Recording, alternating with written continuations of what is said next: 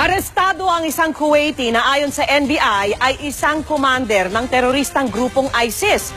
Ang suspect, isa rin daw eksperto sa paggawa ng bomba at sangkot umano sa ilang pagpapasabog sa Middle East. Ang pagdakip sa kanya pati sa kanyang misis, tinutukan ni John Consulta, exclusive.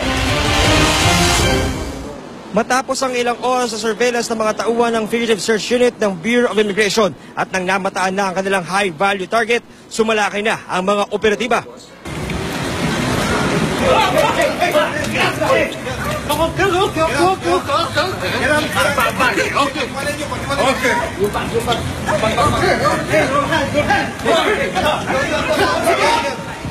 Get down! Get on!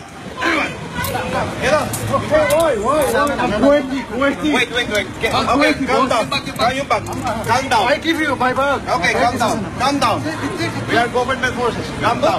Kasama ang Intelligence Security Group ng AFP, Intelligence Group ng PNP, Kuwaiti Intelligence Security Services at iba pang foreign intelligence counterparts, inaresto ng mga ahente ng immigration ang target ng operasyon na si Hossein Al-Dafiri, 40 anyos, Kuwaiti national. My husband! Yes!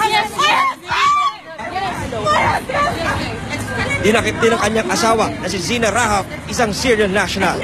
Isinakay sa magkahiwalay na sasakyan ang dalawa na bantay sarado ng mga operatiba.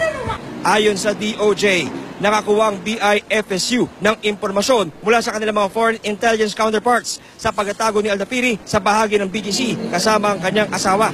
It was confirmed by the Kuwaiti government that they are members of the terrorist group ISIL or ISIS.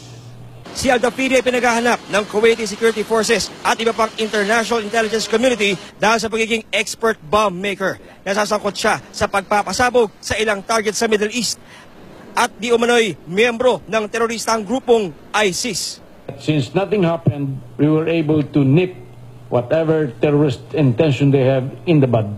Tiko mag-asawa ng aming makaharap.